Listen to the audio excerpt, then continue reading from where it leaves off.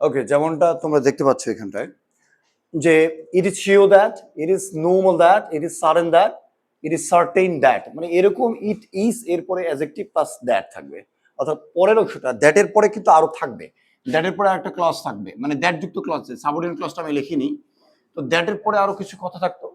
তো দ্যাটের পূর্বের অংশ যদি এরকম থাকে তাহলে দ্যাট যুক্ত অংশটার আমরা কিভাবে লিখবো? দ্যাট যুক্ত দ্যাটের পরের অংশটা ঠিকঠাক থাকবে, অর্থাৎ আমাদের শুধু এই যে এই অংশটার পরিবর্তে আমাদের যে এইখানে যে অ্যাডজেক্টিভটা থাকবে তার অ্যাডভার্ব করে দিতে হবে, যে শিওর থাকলে শিওরলি, এবং দ্যাটের পরিবর্তে কমা।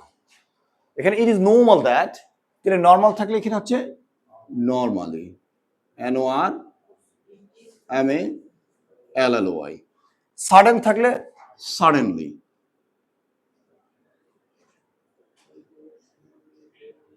ওকে, আবার ইট ইজ সার্টেইন দ্যাট তাহলে হচ্ছে সার্টেনলি। তাহলে এরকম অনেকগুলো বাক্য তৈরি হতে পারে, তাই না?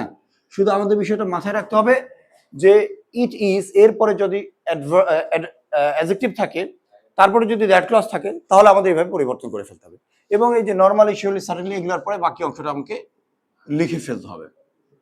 বুঝতে পেরেছো? আবার অনেক সময় হতে পারে যে এই ইট ইজ এইটার জায়গায় কিন্তু ওয়াজও থাকতে পারে। It depends on the tense, তাই না? টেন্সের উপর নির্ভর করবে যে ওটা কিভাবে থাকবে। তাহলে চলো একটা এক্সাম্পল দেখি। লেখো, it is sure that he will come. দেখো, it is sure that he will come, তাহলে ইট ইজ শিওর দ্যাট আছে, এই অংশটার পরিবর্তে জাস্ট আমি কি লিখবো? জাস্ট আমি শুধু শিওর যেহেতু আছে, অতএব শিওরলি, ঠিক আছে, শিওরলি কমা দেওয়া একটা, হি উইল কাম, এই যে সিম্পল হয়ে গেল। So that is not difficult, right? তুমি যদি আসলে বিষয়টা জানতে পারো বা বুঝতে পারো, this is very much easy for you. Okay, আচ্ছা, তারপরে আরেকটা এখন তোমরা করো। It is certain that he will succeed. এটা তোমরা করবে। তাহলে এইটার উত্তর হচ্ছে কি? এটার উত্তর হচ্ছে ইট is certain that he will succeed, এটার উত্তর হচ্ছে সার্টেনলি হি উইল সাকসিড। আচ্ছা, এটা একটা নিয়ম গেল, কিন্তু আরেকটা নিয়ম রয়েছে, চলো শিখি ওটা আমরা।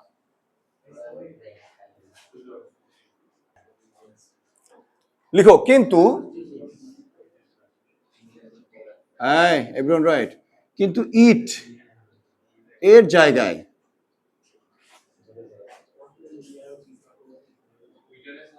হ্যাঁ ওইটারই, ইটের জায়গায়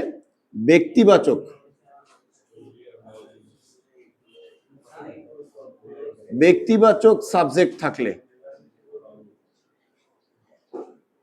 যদি দেখা যায় যে আমাদের ওখানে ইট ইজ শিওর ছিল, ওখানে কোনো ব্যক্তিবাচক সাবজেক্ট আছে, ঠিক আছে, তাহলে কি করতে হবে আমাদেরকে? যদি থাকে এরকমটি হলে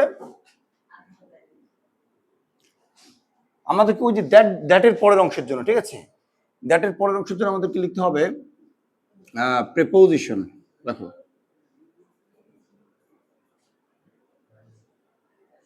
preposition plus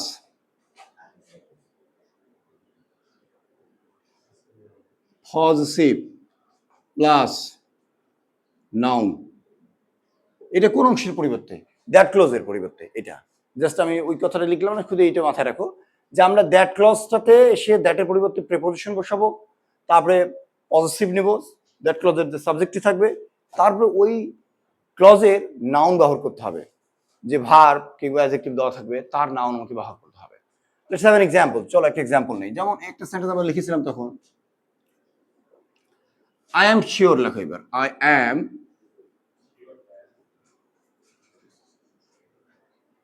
sure that he will succeed। তাহলে দেখো, এখানে ইট শব্দটির জায়গায় আমাদের একটা ব্যক্তিবাচক সাবজেক্ট আসলো, তাই না? তাহলে এই যে পার্সোনাল সাবজেক্ট যেটা আসলো, সেইটার কারণে এই অংশটা আর চেঞ্জ করা যাবে না, না গিয়ে কি করতে হবে, এবারে আমাদের দ্যাট যুক্ত অংশটা পরিবর্তন করে ফেলতে হবে। তাহলে আমাদের এই অংশটা ঠিক থাকবে। I am sure. এইবার দ্যাট লিখবো না, দ্যাট না লিখে কি লিখবো? প্রিপোজিশন লিখবো। প্রিপোজিশনটা ডিপেন্ড করবে এইটার উপর, অ্যাডজেক্টিভটার উপর, তাই না? আই এম শিওর এর উপর আসলে অফ হয়, আই এম শিওর অফ। তারপরে যেহেতু হি আছে তাহলে হিজ, এবং এই সাকসিড শব্দটি আসলে নাউন ব্যবহার করতে হবে। কি হবে? সাকসেস। Thank you. তাহলে I am sure of his success, সিসিই, এইটা, তাই না? বুঝতে পেরেছো? তাহলে এটা কি খুব কঠিন? তাহলে মাথায় রাখতে হবে যে আমার যখন এখানে পার্সোনাল সাবজেক্ট থাকবে তখন আমাদের আসলে এই ক্লজটা পরিবর্তন করা যাচ্ছে না। তাহলে আমাকে দ্যাট ক্লজটা চেঞ্জ করে ফেলতে হবে। দ্যাট ক্লজটা চেঞ্জ করার উপায় হচ্ছে যে প্রিপোজিশন যুক্ত করব, দেন আমরা সাবজেক্টের positive form, after that we will write the noun of the given verb, তাই না? যে ভার্বটা থাকবে সেটা নাউন ফর্ম ব্যবহার করতে হবে। ঠিক আছে? তাহলে চলো তোমরা আরেকটা করো, দেখি তোমরা পারো কিনা। লেখো we are certain. We are certain that he will come. এটা তোমরা করো, come on, let's solve this. We are certain that he will come. এর সলভটা হচ্ছে আমাদের এই অংশটা ঠিক থাকবে, we are certain of, তাহলে এখানে অফ দিতে হবে, তাই না? এখানে লিখতে হবে, আমাদের উত্তরটা লেখো, we are certain of, অফের পরে কি পজিটিভ ফর্ম ব্যবহার করতে হবে অ্যাজ ইউজুয়াল, হিজ। কিন্তু এবারে যে খাম শব্দটা রয়েছে এর নাউন কি? যখন কোন শব্দের নাউন খুঁজে পাবে না তখন কি সেটাকে জিরান করে দিবা। জিরান করে দেওয়ার উপায়টা কি? আইএনজি ব্যবহার করা, রাইট? তাহলে হচ্ছে হিজ কামিং, কাম থেকে কামিং, এই দেখো পজিটিভ পরে জিরান বসে, তাহলে এটিও নাউনের কাজ করে, তাই না? আচ্ছা চলো, এই দ্যাট ক্লজের আরেকটা নিয়ম রয়েছে সেটি লিখি আবার।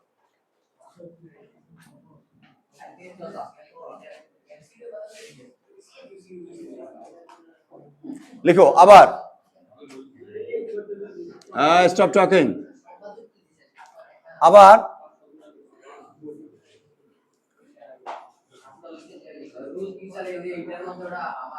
হ্যাঁ হ্যাঁ, আবার লেখো ভার্বের পরে,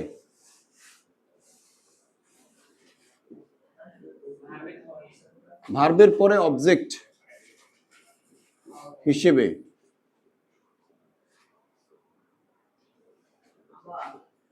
দ্যাট ক্লজ থাকলে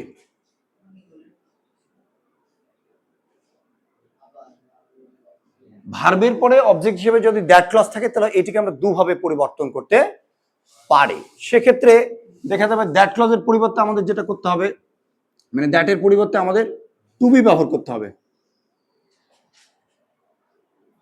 সরি অবজেক্টিভ ফর্ম প্রথমে ব্যবহার করতে হবে। প্রথমে লেখা অবজেক্টিভ, অবজেক্টিভ ফর্ম, FORM, ঠিক আছে? অবজেক্টিভ ফর্ম, তারপরে লেখা হচ্ছে টু বি, তারপরে বাকি অংশ কোনটা? এটা দ্যাট ক্লজের পরিবর্তে। বুঝতে পেরেছো? এখানে তোমরা চাইলে লিখে দিতে পারো যে দ্যাট ক্লজের পরিবর্তে আমাদের ব্যবহার করতে হবে অবজেক্টিভ ফর্ম, অর্থাৎ দ্যাট ক্লজের যে সাবজেক্ট থাকবে তার অবজেক্টিভ ফর্ম ব্যবহার করতে হবে, দেন আমাদের অবশ্যই বি ভার্ব থাকলে টু বি ব্যবহার করতে হবে, আফটার দ্যাট রেস্ট পার্ট। ওকে? আর একটা নিয়ম আছে, এই কথা বলে না। অথবা নিয়মটা কি? অথবা নিয়মটা হচ্ছে যে পজিটিভের পরে আমরা নাউন ব্যবহার করব, তাই না? এটিও করা যেতে পারে। চলো একটা এক্সাম্পল দেখে নেই। লিখো I know that he is honest. দেখো আমি জানি যে সে একজন সৎ। তাহলে দেখো সাবজেক্ট প্লাস ভার্ব, আর এখানে দ্যাট ক্লজ রয়েছে। এই দ্যাট ক্লজটা আসলে নাউন ক্লজ, তাই না? ভার্বের অবজেক্ট হিসেবে যখন দ্যাট ক্লজ থাকে that is a noun clause. তো যাই হোক, এখানে আমাদের আই নো ঠিক থাকবে, তারপরে এই যে সাবজেক্ট রয়েছে এই সাবজেক্টের অবজেক্টিভ ফর্ম কি হবে? Him, I know him. তারপরে যে বি ভার্ব আছে, সুতরাং এখানে to be, I know him to be. তারপরে কি রয়েছে? অনেস্ট, সুতরাং এই যে অনেস্ট লিখলাম। এটা একটি নিয়ম। আরেকটা বলেছে পজিটিভ ব্যবহার করতে হবে, অর্থাৎ আই নো এই অংশটা ঠিক থাকবে আমার। তারপরে দ্যাটের পরে সাবজেক্ট আছে হি, এইটার পজিটিভ ফর্ম কি? হিস। তাহলে দেখো অবজেক্টিভ ফর্ম আছে হিম, পজিটিভ ফর্ম আছে হিস। তারপরে কি এই যে অ্যাডজেক্টিভটা থাকবে তার নাউন কি অনেস্টি থ্যাংক ইউ তাহলে he is honesty that is easy right be ভার্বই সাধারণত এগুলোতে থাকবে আর কি ঠিক আছে আরেকটা তোমরা করো দেখি সেটি হচ্ছে উই নো এইটা তোমরা করো we know that they are rich okay এটি তোমরা সলভ করো we know that they are rich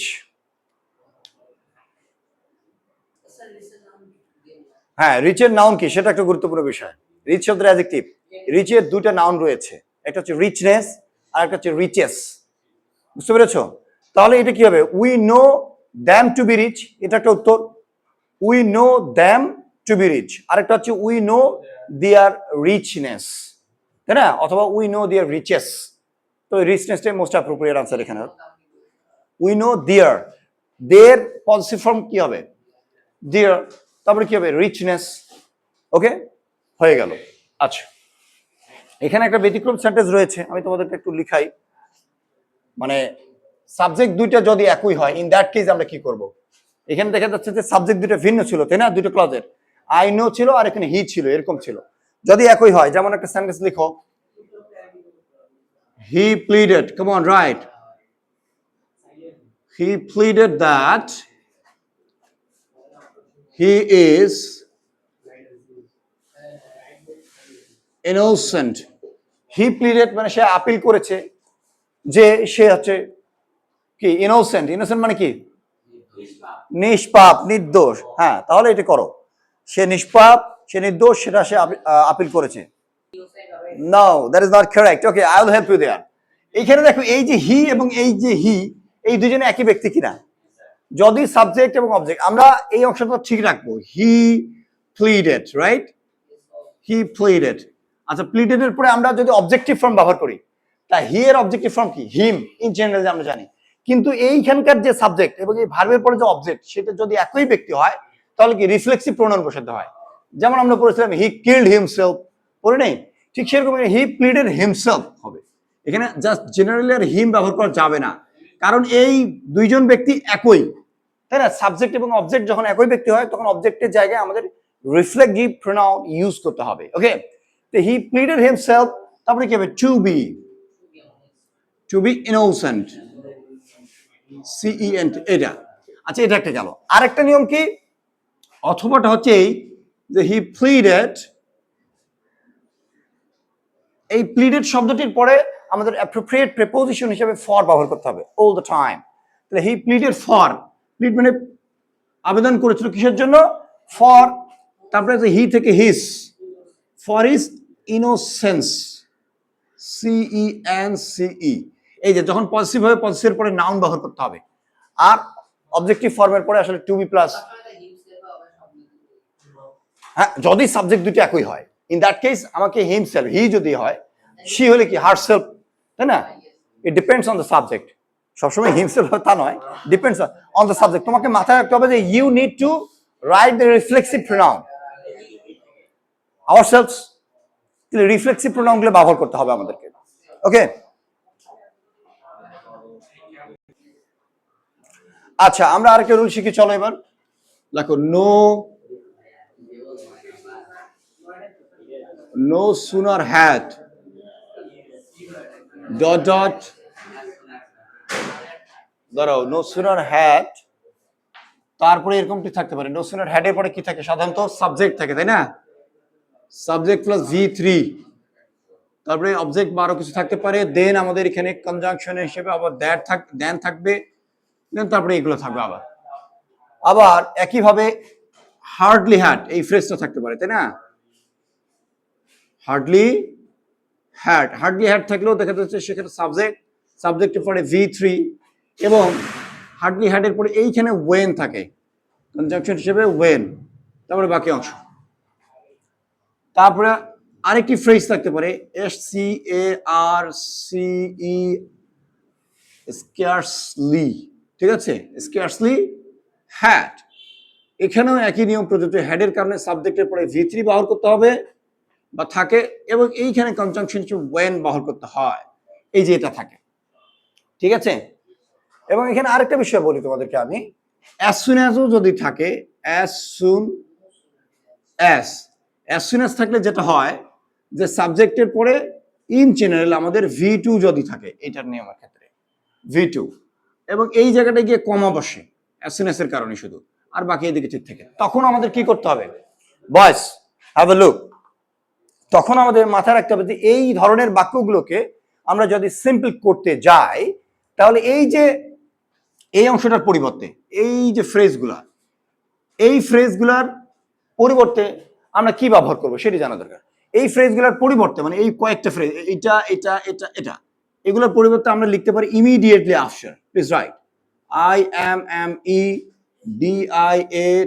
IMMEDIATELY, immediately after, ঠিক আছে। এখন ইমিডিয়েটলি না লিখে আবার এটা লেখা যায় জাস্ট আফটারও লেখা যেতে পারে, ঠিক আছে, জাস্ট আফটার, বুঝতে পেরেছো?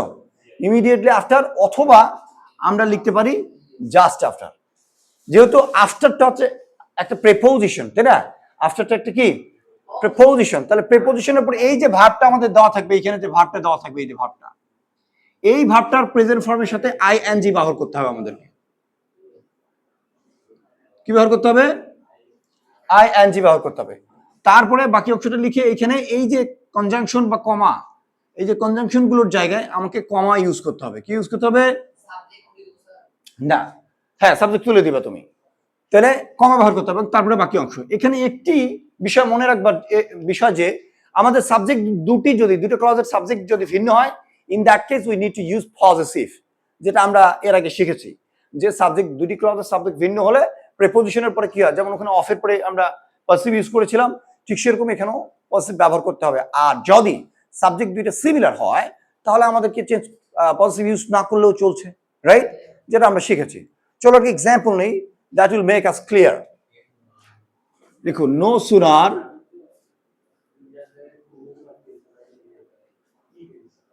no sooner had he seen the tiger, TIGER, tiger, then he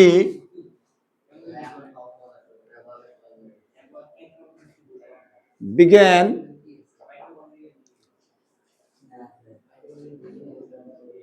running. দেখো, no sooner had he seen the tiger then he began running, তাই না?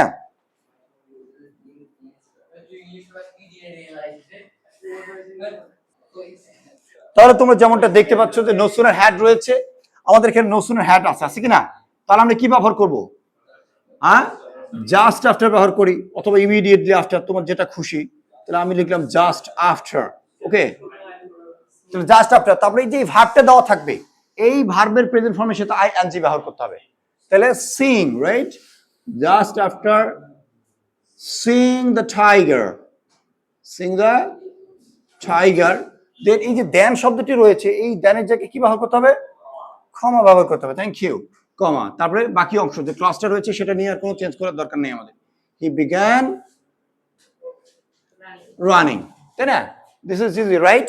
এখন তোমরা একটা করবে, okay, now solve it. As soon as she got the news, she burst into tears. মানে সে নিউজটা পাওয়া মাত্র কান্নায় ভেঙে পড়লো। Solve it now. Okay, what is the solve? এখানে সলভটা কি আসবে? সলভটা কি আসবে? এই as soon as কেটে দেবো, রাইট? দিয়ে এখানে জাস্ট আফটার গেটিং, তাই না? উত্তরটা হচ্ছে জাস্ট আফটার দিয়ে শুরু করবো আমরা, অথবা immediately after, both are correct in this case. Just after getting, getting এ মনে রাখবা দুটো টি ইউজ করতে হবে, তাই না? Just after getting the news, the news, তারপরে শি থেকে শুরু করে একেবারে টিয়ার্স পর্যন্ত বাকিটা যা আছে আমরা তাই লিখবো, ওকে? তাহলে এই হচ্ছে আমাদের এই চমৎকার একটি রুল। আরেকটি নিয়ম শিখি, চলো। Stop talking.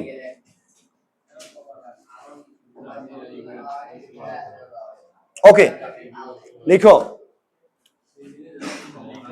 সেটা হচ্ছে লেখো বিফোর, লেখো before slash after slash till slash until. আনটিলে একটা এল থাকে, এটা মাথায় রাখবে। অনেক সময় আমরা দুটো এল দিয়ে দিই, দ্যাট ইজ রং। ওকে, থাকলে যদি এইরকম টিল আনটিল বিফোর আফটার এই ধরনের কনজাংশন, এই চারটা কনজাংশন আমরা পেয়ে যাই, তাহলে আমরা কিভাবে আসলে সিম্পল করব? তাহলে এই বিফোর আফটার টিল আনটিল পর্যন্ত ঠিকঠাক রাখবো, ঠিক আছে? এগুলো লিখতেছিলাম আমি, জাস্ট তোমরা মনে রাখো যে listen, before after till until এই পর্যন্ত আমরা ঠিক রাখবো, অর্থাৎ এটা কনজাংশন, এটাকে তখন প্রিপোজিশন হিসেবে আমরা ব্যবহার করব। তারপরে আমরা পজিটিভ প্লাস নাউন ব্যবহার করব। চলো উদাহরণ একটা দেখে নেই, তাহলে ভালো হবে। যেমন ধরো আমি তোমাকে লিখলাম wait here until I arrive। দেখো till until আছে, এইটা আছে আমাদের সাবঅর্ডিনেট ক্লজ, এটাকে আমাদের পরিবর্তন করে ফেলতে হবে, অর্থাৎ এটাকে আমরা ফ্রেজ এ রূপান্তর করব। তাহলে wait here এই অংশটা ঠিক থাকবে, wait here until, এই দেখো until পর্যন্ত আমি ঠিকঠাক লিখলাম। until এর পরে কি করতে হবে?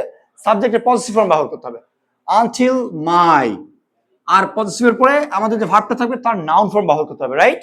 তাহলে অ্যারাইভ এর নাউন ফর্ম কি? অ্যারাইভাল। Thank you. তাহলে দেখো দিস ইজ ইজি। এখন এইখানে কিন্তু until শব্দটা আমাদের কনজাংশন ছিল, but in this sentence until শব্দটা প্রিপোজিশন। বুঝতে পেরেছো? তাহলে একই word different kinds of parts of speech হতে পারে। এটা আমরা যখন পার্টস অফ স্পিচ ডিসকাশন করছিলাম তখন শিখেছি যে দেখো এই সেন্টেন্সটায় উপরেরটাতে এটা কনজাংশন হয়েছে, এটা কিন্তু প্রিপোজিশন হিসেবে ব্যবহার হয়েছে, right?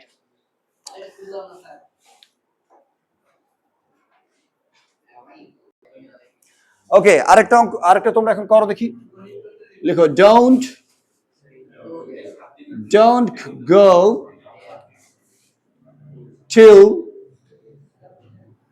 till he permits, PERMITS, till he permits you। আচ্ছা, এই পর্যন্ত লেখো till he permits, এটা তোমরা করো দেখি। আমি একটু বাড়িয়ে দিয়েছি, দেখো don't go till he permits go, মানে যতক্ষণ সে যাওয়ার পারমিশন দিচ্ছে না ততক্ষণ পর্যন্ত তুমি যাবা না, এইটা হচ্ছে কথা। তাহলে উত্তরটা কি হবে? don't go till his permits থেকে কি হবে? পারমিশন, তাই না? পারমিটস এর নাউন কি? তাহলে আমাদের এই অংশটা হবে till his permission, PERMISSION। দেখো স্পেলিংটা মনে রাখবে, till his permission, তারপরে কি আছে? to go। এই যে, তাহলে আমার মনে হয় যে হ্যাঁ, মানে ওয়ার্ড ফরমেশন, হ্যাঁ আসলে ওয়ার্ড ফরমেশনটা তো আমাদের লটস অফ প্র্যাকটিস দরকার আছে। এটা মূলত প্র্যাকটিসের মাধ্যমেই করে ফেলতে হবে, আর যত বেশি প্র্যাকটিস করবে you will be skilled, right? Okay, তাহলে আজকে আমাদের এই যে 10টা আমরা রুল শিখলাম, এই 10টার উপরে নেক্সট দিনে আমাদের এক্সাম হবে। Hopefully you will take a good preparation. Okay.